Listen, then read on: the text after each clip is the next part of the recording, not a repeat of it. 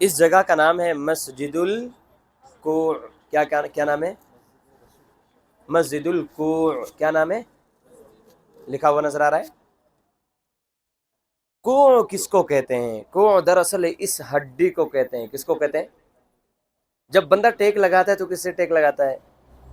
اسی سے ٹیک لگاتا ہے. اس لیے یہ نام ہے ٹیک لگانے کی جگہ. یہاں حکومت نے کیا ذکر کیا اس کو سمجھیے.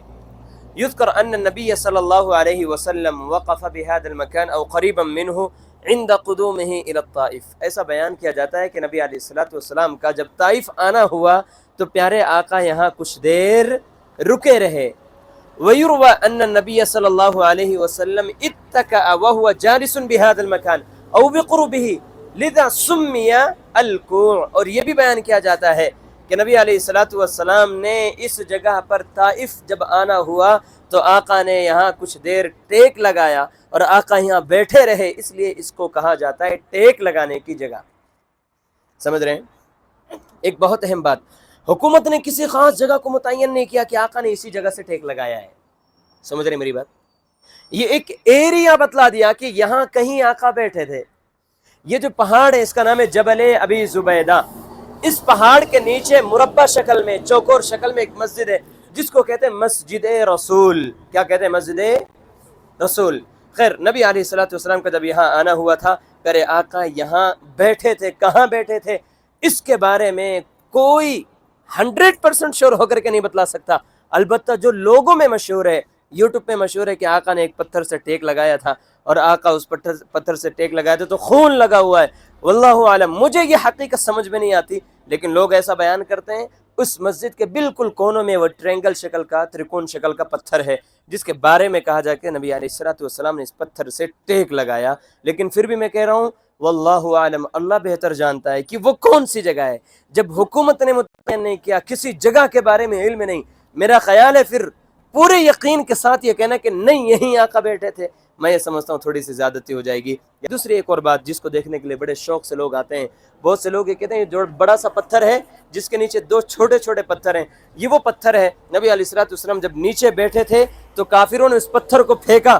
میرے آقا نبی علیہ الصلوۃ والسلام نے کہا اگر اللہ کی طرف سے آ رہا ہے تو آ جا، کسی اور کی طرف سے آ رہا ہے تو رک جا. تو یہ پتھر رک گیا. اس طریقے کی لوگ تاریخ بیان کرتے ہیں اور یہ اتنا مشہور ہے حاجی صاحب، ہر بندہ طائف میں آنے والا، مولانا صاحب وہ پتھر ذرا سا دکھا دیجئے جو آقا پر پھینکا گیا اور آقا نے اس کو روک دیا.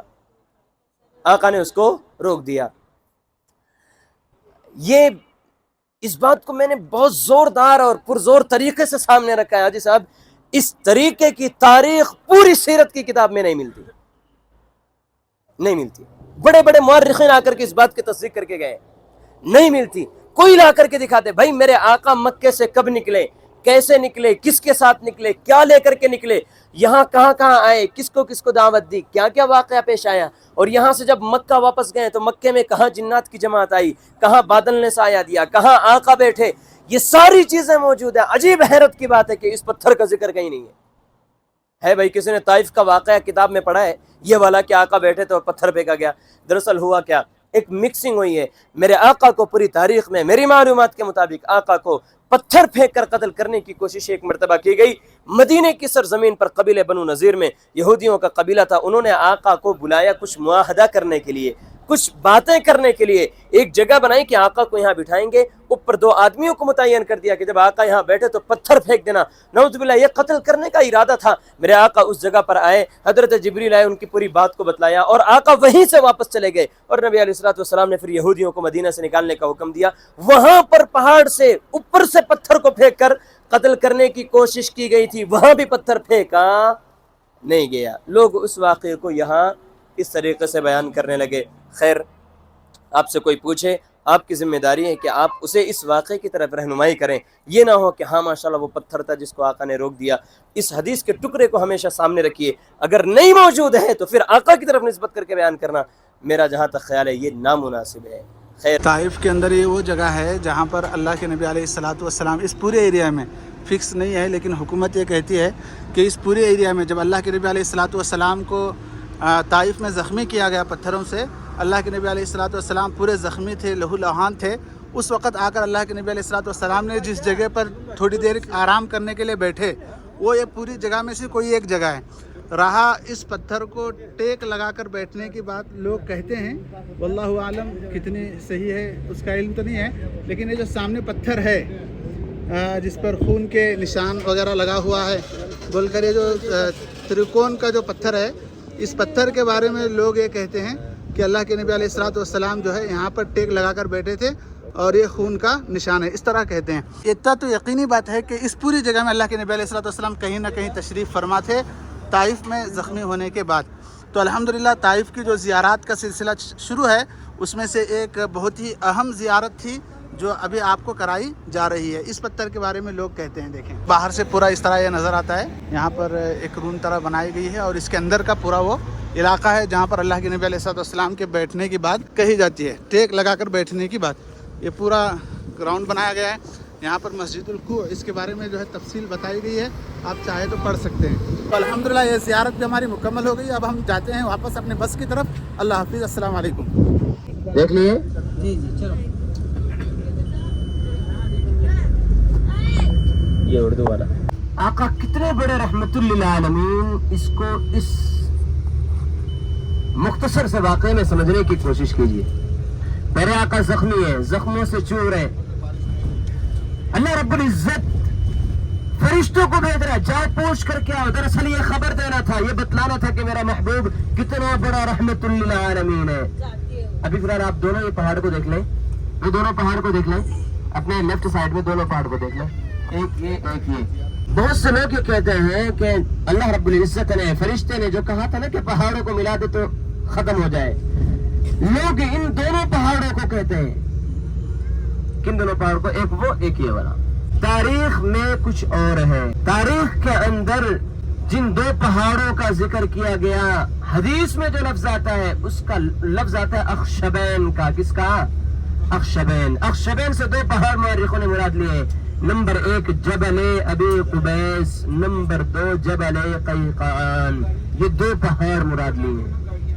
दुनिया का सबसे पहला पहाड़ कौन सा? जबल अबी कुबैस। मैंने मक्के में दिखाया था आपको। ये दोनों पहाड़ मक्के में, यकीनन सारे पहाड़ तो जबल अबी कुबैस से निकले होंगे। इन दोनों पहाड़ों को अगर मिलाया जाता ना हाजी साहब, ताइफ की बस्ती भी जाती और मक्के की एक बस्ती भी चली जाती। ऐसा तारीख से समझ में आता है। ये मेरे पहाड़ मक्के में क्यों भाई? अगर अज़ाब आता ना तो इज्तिमाई आता, फिर एक कौम को नहीं आता। मेरे आका मक्के से खुशी खुशी नहीं निकले, वहां वालों ने भी तकलीफें पहुंचाई, परेशान किया, इतना परेशान किया। मेरे आका जब वापस गए ना तो आका को मक्के में दाखिल होने की इजाजत नहीं थी हाजी साहब। मक्के में दाखिल होने की इजाजत नहीं थी। आका ने पनाह ली है। एक शख्स ने आका को पनाह दी और अपने पनाह में लेकर के मक्के में दाखिल हुआ और ऐलान किया कि भाई मैंने मोहम्मद को पनाह दी है, कोई इन्हें तकलीफ न पहुंचाए। जब जाकर के आका मक्के में दाखिल हुए तो अगर अजाब आता ना तो दोनों बस्तियां खत्म थी। ऐसा समझ में आता है तारीख से। खैर, पहाड़ों का फिर शाजर कहने लगा, अल्लाह के नबी आज ताइफ वालों ने आपको परेशान किया है, एक हुक्म कर दो, ताइफ की बस्ती का नामो निशान मिटा दो। अल्लाह अकबर। जख्मों से चूर है, जख्मी है, लेकिन फिर भी आका की जुबान पर क्या जुमला? अल्लाहुम्मा इन्नी अश्कु ज़अफ़ क़ुव्वती व क़िल्लत हीलती। फिर अल्लाह मैं अपने ज़ौफ़ का इकरार करता हूँ, अपनी कमजोरी का एतराफ करता हूँ। आपने किसको मेरे हवाले कर दिया? अगर आप खुश है तो मुझे किसी की परवाह नहीं। इनकी नस्ल में कोई होगा जो ईमान कबूल करेगा। अभी भी आका की जुबान पर दुआ या कलिमा। अरे साहब, ये जज्बा हमें नहीं है। आज हमसे कोई तकलीफ पहुंच जाए ना तो हम उसके बदला लेने के लिए खड़े हो जाते हैं। वक्त आने तो बता करके रहूंगा। मेरे आका नबी अलैहिस्सलातु वस्सलाम फतेह मक्का का मौका, अल्लाह अकबर। आका फतेह मक्का, आका ने जब मक्के को फतेह किया, मक्के के लोग परेशान हैं कि आज हमारी बारी आने वाली है। हमने मोहम्मद को बहुत सताया, आज हमारी बारी आने वाली है। सहाबा जोश में, आज तो बदला लेकर के रहेंगे। जब आका मक्के में दाखिल हुए, सहाबा जोश में, मेरे आका नबी अलैहिस्सलातु वस्सलाम ऐलान कर रहे हैं कि भाई जो माफी मांग दे उसे माफ कर देना, जो अपने घर का दरवाजा बंद कर ले उसे माफ कर देना, जो कलमा पढ़ ले ला इलाहा इल्लल्लाह उसे माफ कर देना। सहाबा करे आज बदला लेकर के रहेंगे। मेरे आका करे ला तसरीबा अलैकुमुल यौम, आज बदले का दिन नहीं है। ये है मेरे आका की सीरत। मेरे आका सफर कर रहे हैं, پیچھے سے ایک کافر آیا, سوچا کہ قتل کرنے کا بہت اچھا موقع ہے, پیچھے پیچھے آیا, میرے آقا ایک درخت کے نیچے سو گئے. کافر آیا, تلوار, آقا نے تلوار کو لٹکایا اور آقا سو گئے. کافر آیا, تلوار کو اٹھایا, قتل کرنے کا ارادہ کہ میرے آقا کی نیند کھل گئی. اس کافر نے کہا بتا محمد تجھے کون بچائے گا؟ میرے آقا نے کہا اللہ. جب یہ جملہ کہا وہ کافر کانپنے لگا, کپ کپی کی وجہ سے تلوار چھوٹی. میرے آقا اٹھے, تلوار اٹھائی, اس کے گلے پر رکھ کر کے فرمایا بتا تجھے کون بچائے گا؟ وہ کہنے لگا آپ بڑے مہربان ہیں, آپ کے علاوہ کون معاف فرما سکتا ہے؟ میرے آقا نے کہا جا تجھے معافی. یہ جذبہ ہم میں نہیں ہے جی صاحب. آج رشتہ داریاں ختم ہے, بھائی بھائیوں میں دشمنی ہے, بہنوں بہنوں میں رشتے ختم ہے. کوئی جھکنے کے لیے تیار نہیں, معاف کرنے کے لیے تیار نہیں, معافی مانگنے کے لیے تیار نہیں. عزت کا مسئلہ, معاف کر دیجئے, قیامت میں سرخرو ہو جائیں گے. نہیں معاف کیا اور یہاں پر ایک عقل میں رہے کہ عزت چلی جائے گی, پھر قیامت میں پریشانی ہونے والی ہے. آقا نے فرمایا لا يدخل الجنت قطات, رشتہ توڑنے والا جنت میں داخل نہیں ہوگا. آج آپ اس سفر سے لوٹ رہے ہیں, ارادہ کیجئے کسی کی طرف سے اگر کوئی بھی تکلیف ہے خدا کے واسطے جھک جائیے, معاف کر دیجئے. میں نے تجھ کو اللہ کے واسطے معاف کیا, پھر اللہ کے سامنے کہ تیرا اللہ یقیناً اس نے مجھے تکلیف پہنچائی تھی, آپ کی رضا کے خاطر میں نے معاف کیا ہے. پھر اللہ آپ ہی تو کہتے ہیں کہ میں معاف کرنے والوں کو پسند کرتا ہوں. آج آپ کے دربار میں کھڑا ہوں, پھر اللہ مجھے معاف فرما دیجئے. جب بنے گی بات